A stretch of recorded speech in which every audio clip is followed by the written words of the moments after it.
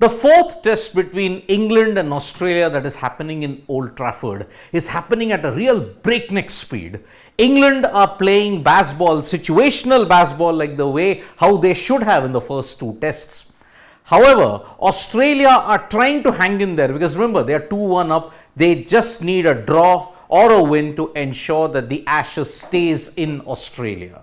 But during the Ashes, and what we saw even in the ICC World Test Championship final, there was one common thing that was plaguing Australia, India and England. What was that? You guessed it. It was slow over rate.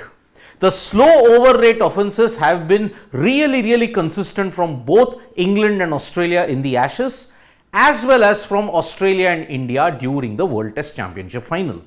Remember, these two sides as well as India had absolutely woeful over rates. But now, there is a tweak in the latest ICC rules when it comes to the over rate fine.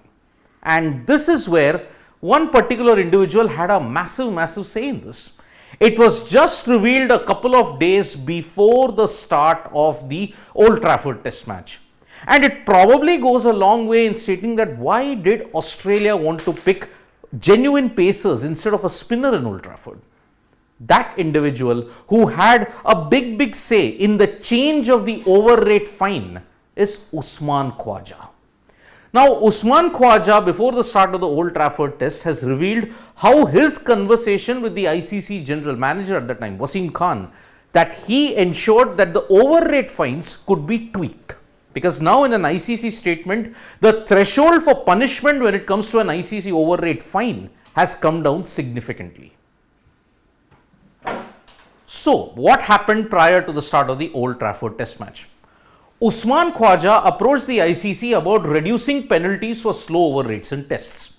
Because he is kind of related to Wasim Khan, the ICC general manager at this point. So, he approached the ICC, Wasim Khan in particular, and then what has been the development that has taken place?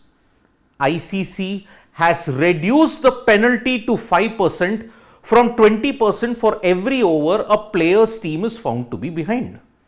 This is the situation. 20% fine, which was the minimum threshold, now it's come down to 5%. The maximum capping for a fine is 50%. Now, there is no such tweak on the penalty points that will be given.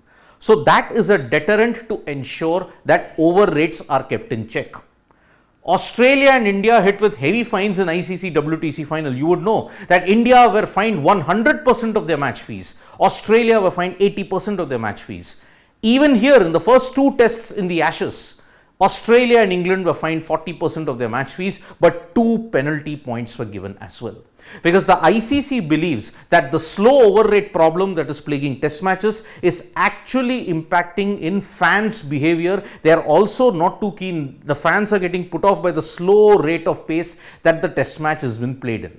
It is no different in the marquee Ashes series also, because what did Usman Khawaja say? Why did he go up to the ICC to talk? Firstly, you will all ask whether it is legal for any player to ask the ICC about this particular thing.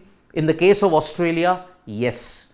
Because Khawaja is part of the Australian Players Association, and that is a body that is there in Australia to govern the players' matters. We don't have a Players Association in India. So, that is why anybody who comes from the BCCI or from the individual player capacity, that will be viewed as interference. But Khawaja, in his capacity as an Australian player representative, he has gone on to speak to the ICC. Why did he say that?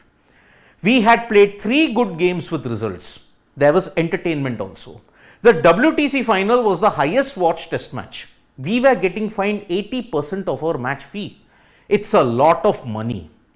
You are giving it your all out there, providing entertainment, then you are getting stung for it. I just felt like I needed to speak. He really expressed the players' frustration at that, because it's a test match, but yet you're putting it your all, you're giving glory, yet at this point you're getting fined also for that. Is it fair? Is it unfair? This is where the system becomes a bit more complicated, because you look at the 3 tests that have happened so far, even the 4th test that is going on. minimum of 90 overs in the 6 hours, even after a half an hour extension also that has been given in the playing condition, it is yet to be reached. It has not yet, no team has bowled 90 overs in 6 hours.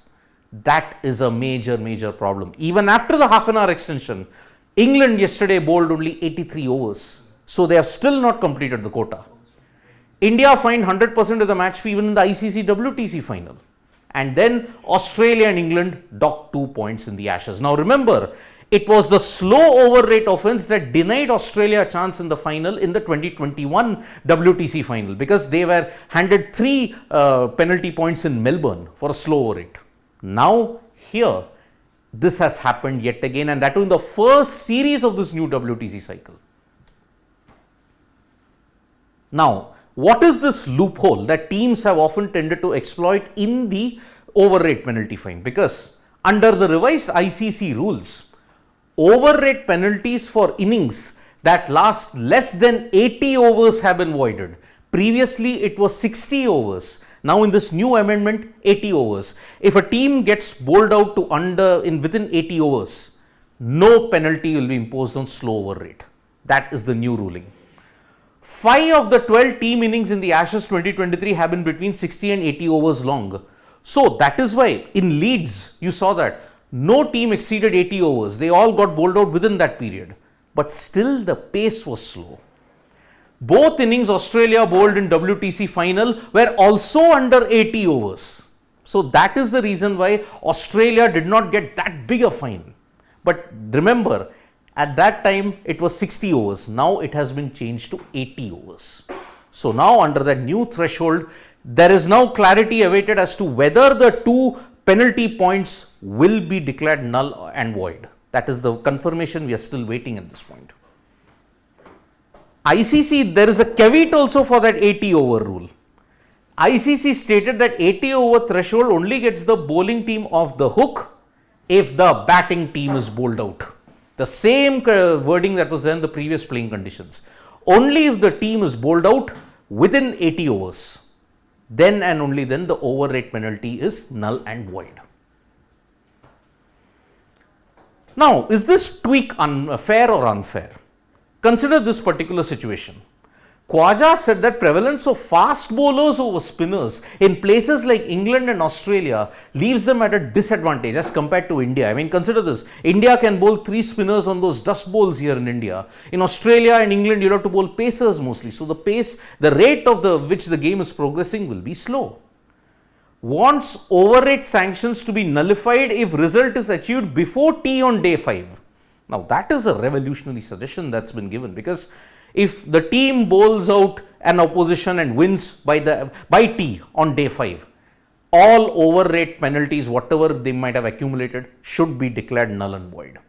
That is kind of a good way to ensure that the team goes for a win rather than just going through their overs. Because remember, Australia have been at the receiving end of overrate fines and decision making in the past decade or so. Remember Ricky Ponting in Nagpur? He had to rush through his overs because he was threatened with a 1-match ban, and he didn't want to miss the Ashes series also at that point. So he went through his bowling lineup. He had to bowl part-timers, but Australia lost the series to India 2-0. So threshold has been increased to 80. The fine has been reduced to 5%, but penalty points are still a deterrent. Do you think this rule is unfair? The tweak is unfair or fair? Are over rates going to be the ultimate challenge to keep Test cricket relevant? Usman Khawaja's suggestions, is it good or is it unfair? You can write to us in the comments below, and thank you so much for watching this video, folks. We'll be back with more updates on sports today. Tap that bell icon so you know when we go live, and don't forget we are on Facebook, Twitter and Instagram as well. Thank you.